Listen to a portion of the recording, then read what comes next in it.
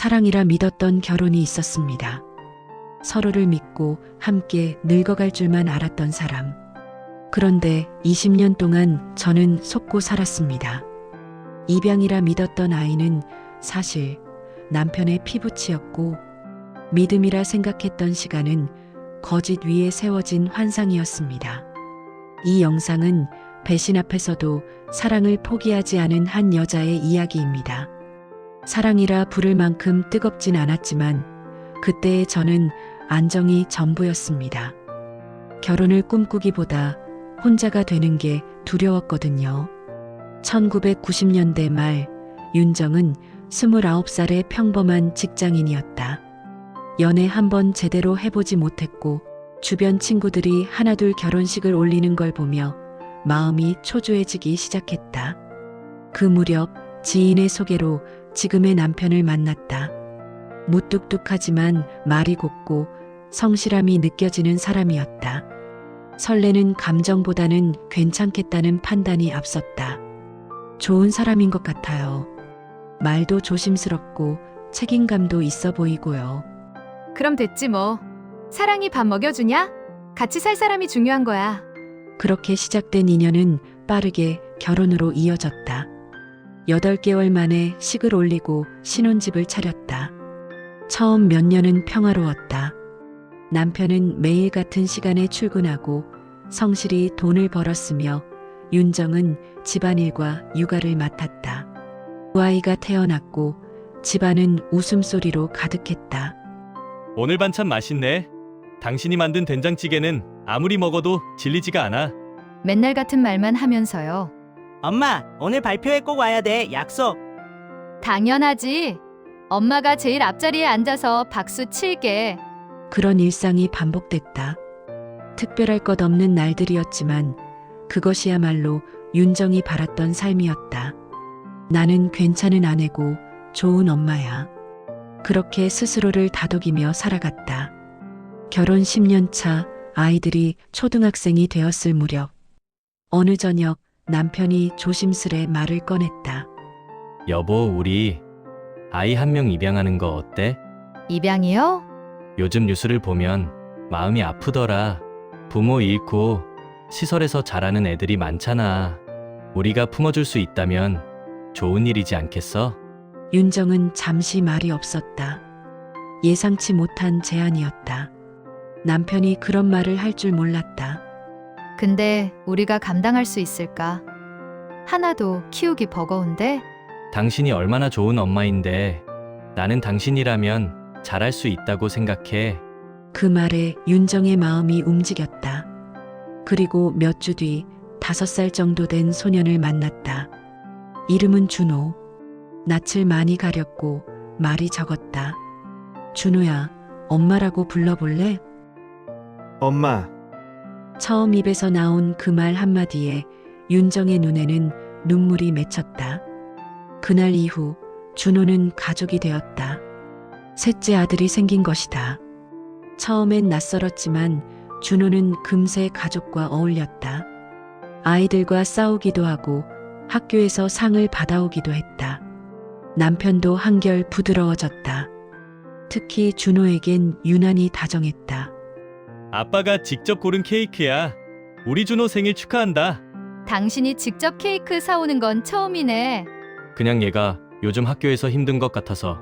그때는 그냥 정이 많이 들었구나 정도로 생각했다. 하지만 윤정은 조금씩 이상함을 느끼기 시작했다. 남편은 아이들이 다투면 언제나 준호 편을 들었다. 학교 상담도 늘 준호에 대해서만 관심을 보였고 준호가 아프기라도 하면 밤을 꼬박 새워 간호했다. 처음엔 그냥 아이를 많이 아끼나 보다 생각했어요. 그런데 이상하게도 둘보다 준호를 훨씬 더 신경 쓰는 모습이 신경 쓰이기 시작했죠. 시간은 흘러 아이들이 중학생이 되었다. 겉보기엔 아무 문제 없는 평범한 가정이었다. 하지만 윤정의 마음속에는 이상한 불씨가 자라기 시작했다. 어느 날 밤 남편의 방에서 들려오는 전화 통화를 우연히 듣게 되었다. 응, 알았어. 준호한테는 아직 말 안 했어. 그럴 필요 없지. 준호한테 말 안 했다고? 무슨 말을? 그날 이후 그녀는 남편의 행동 하나하나를 유심히 보기 시작했다. 출근 시간이 조금씩 늦어졌고 퇴근 후엔 이유 없는 외출이 잦아졌다. 서류 정리를 하다 발견한 서류 봉투 안에는 출생 확인서가 들어 있었다. 거기엔 부 김태식이라는 이름이 적혀 있었다. 남편의 이름이었다. 이게 뭐지? 심장이 미친 듯이 뛰기 시작했다. 믿고 싶지 않았다. 하지만 모든 게 퍼즐처럼 맞아들어가기 시작했다. 며칠 뒤 윤정은 남편에게 조심스레 물었다. 당신 준호에 대해 나한테 숨기는 거 있어요? 숨기다니. 무슨 소리야? 그냥 느낌이 그래요. 요즘 이상해요. 준호한테만 너무 집착하고 뭔가 말 안 하는 게 있는 것 같아. 그만 좀 해. 괜한 의심으로 집안 분위기 망치지 말고. 그날 밤 윤정은 잠을 이루지 못했다. 출생 확인서, 전화 통화, 준호에 대한 과한 애정, 이 모든 게 우연일까? 머릿속은 의심으로 뒤덮였다. 며칠 뒤 결정적인 순간이 찾아왔다. 준호가 친구와 싸워 학교에서 연락이 왔는데 남편은 모든 일정을 취소하고 한 걸음에 달려갔다. 준호야, 괜찮아? 어디 다친 데 없어? 아빠, 내가 잘못했어. 아니야. 넌 잘못한 거 없어. 아빠가 지켜줄게. 그 모습을 바라보던 윤정의 눈에 눈물이 맺혔다. 그건 입양아를 향한 사랑이 아니었다. 그것은 자식을 향한 보호 본능이었다. 그날 깨달았어요. 내가 의심하는 게 진실일지도 모른다는 걸요. 준호가 고등학생이 되던 해였다. 윤정은 평소처럼 청소를 하다 서랍 깊숙한 곳에서 오래된 서류 봉투를 하나 발견했다. 무심코 열어본 순간 손끝이 떨리기 시작했다. 이름 김준호, 부 김태식, 모 기재 없음. 윤정의 손끝이 얼어붙었다. 부 이름은 다름 아닌 남편의 이름이었다. 입양이라던 아이의 출생신고서에 남편 이름이 있다는 건 그가 직접 신고한 친자식이라는 뜻이었다. 설마 아니겠지. 아니, 그럴 리가 없지. 그날 밤 남편이 돌아오자 윤정은 아무렇지 않은 척 물었다. 준호 입양 서류 있잖아요. 그거 당신이 직접 냈어요? 응. 그게 왜? 출생신고서에 당신 이름이 있던데 그냥 궁금해서요. 남편은 잠시 굳었다. 눈빛이 흔들렸다. 하지만 이내 태어난 척 말을 돌렸다. 그거야 행정 절차상 그렇게 한 거지. 뭐 이상한 거 아니야. 거짓말이다. 지금 순간 눈빛이 흔들렸어. 그날 이후 윤정은 남편을 믿을 수 없었다. 남편이 전화할 때마다 귀를 기울였고 외출이라도 하면 몰래 뒤를 밟고 싶을 정도였다. 집안 분위기는 서서히 균열이 생기기 시작했다. 아이들은 이유도 모른 채 침묵을 지켰고 식탁 위 대화는 점점 줄어들었다. 결정적인 순간은 생각지도 못한 날 찾아왔다. 그날 남편은 회식이라며 늦는다고 했지만 밤 11시가 넘어도 돌아오지 않았다. 불안한 마음에 전화를 걸었지만 받지 않았다. 1시간 뒤 택시에서 내리는 남편의 옆에는 낯선 여자가 있었다. 두 사람은 마치 오래 알고 지낸 사람처럼 자연스러웠다. 이 사람 누구야? 회사 사람이야. 그냥 같이 택시 탄 거야. 회사 사람? 이 시간에? 손은 왜 잡고 있어? 남편은 아무 말도 하지 않았다. 여자도 눈치를 보며 조용히 돌아섰다. 그날 밤 두 사람은 처음으로 큰 싸움을 벌였다. 말해요. 준호 당신 자식이죠? 그게 무슨... 출생신고서에도 당신 이름이 있었고 입양 서류도 이상했어. 그리고 오늘 그 여자가 준호 엄마죠?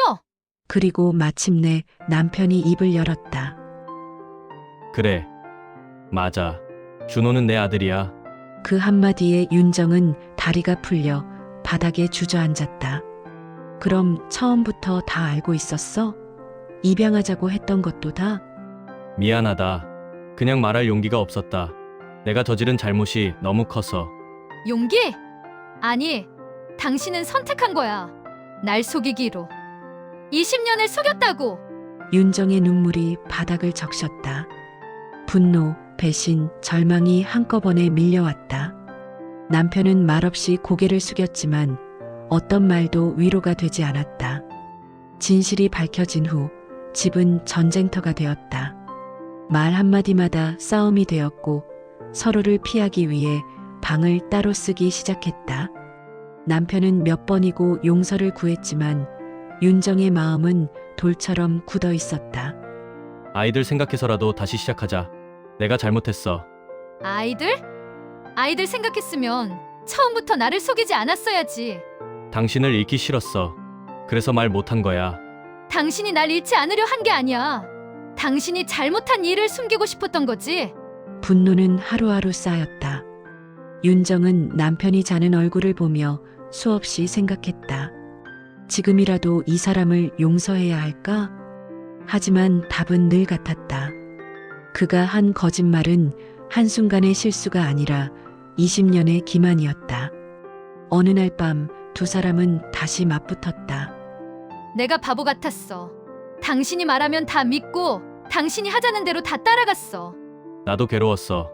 매일 죄책감에 시달렸다고. 그게 무슨 소용이 있어요? 결국 아무 말도 안 했잖아요. 내가 진실을 모른 채 살아가도록 만들었잖아요. 긴 침묵 끝에 남편이 입을 열었다. 그래도 준호를 사랑하잖아. 그렇지 않아? 사랑해요. 내 아들이니까. 하지만 당신은 달라. 난 이제 당신을 남편이라 부를 수 없어. 그 말에 남편의 표정이 무너졌다. 그리고 윤정은 그때 처음으로 이혼이라는 단어를 입 밖으로 내뱉었다. 우리 이제 끝내요. 그 말은 돌처럼 무겁게 방 안을 맴돌았다. 남편은 아무 말도 하지 못한 채 고개를 숙였고 윤정은 눈물을 훔치며 자리를 떴다. 다만 한 가지 마음에 걸리는 것은 단 하나였다. 준호였다. 어느 날 준호가 조심스레 물었다. 엄마 요즘 왜 아빠랑 자주 싸워요? 아니야. 그냥 어른들끼리 이야기할 게 좀 있어서 그래. 나 때문 아니죠? 그 말에 윤정은 눈물이 핑 돌았다. 하지만 그녀는 아이의 눈을 똑바로 바라보며 말했다. 준호야, 넌 내 아들이야. 내가 품에 안고 키운 순간부터 너는 내 자식이야. 아무도 그걸 바꿀 수 없어. 그럼 아무 일 없는 거죠? 그래, 아무 일도 없어. 엄마가 널 얼마나 사랑하는지 알지? 그날 밤 윤정은 밤새 울었다. 아이에게 진실을 말하지 않기로 했다. 그건 아이에게 감당할 수 없는 상처가 될 것이기 때문이었다. 진실은 때로는 말하는 것보다 숨기는 게 더 큰 사랑일 때가 있습니다. 그 아이는 아무 잘못이 없었습니다. 그저 어른들의 죄와 선택이 만든 결과였을 뿐이니까요. 이혼 서류에 도장을 찍는 날, 윤정의 손은 떨렸다. 20년 동안 함께했던 사람과 법적으로 남이 되는 순간이었다. 법원 복도에서 마주한 남편은 초라해 보였다. 정말 이게 끝이야? 끝났어. 이제 당신은 나와 아무 상관없는 사람이야. 그래도 준호는 내가 찾을 거야. 준호는 내가 지킬 거예요. 그 아이는 내가 품은 아들이니까. 윤정은 한치의 흔들림 없이 법정을 나섰다. 남편의 눈에는 후회의 눈물이 맺혀 있었지만 그녀는 돌아보지 않았다.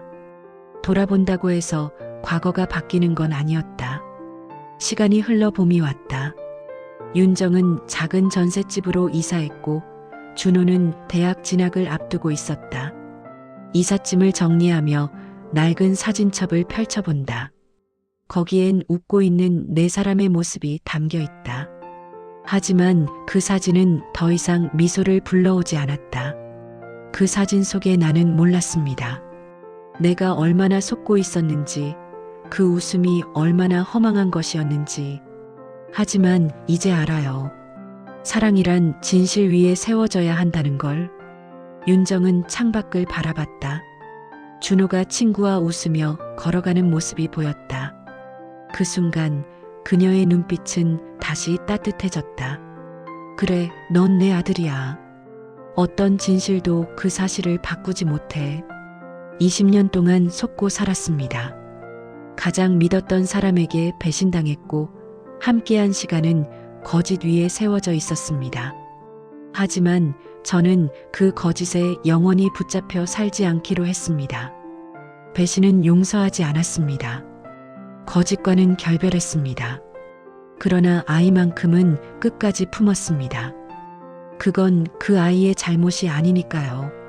그 아이가 세상에서 가장 소중한 내 아들이니까요.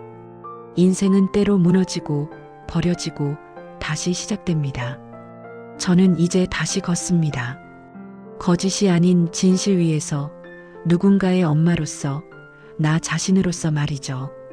다음 영상에서 또 다른 인생 이야기를 전해드릴게요. 놓치지 않으시려면 구독과 알림 설정을 꼭 해주세요.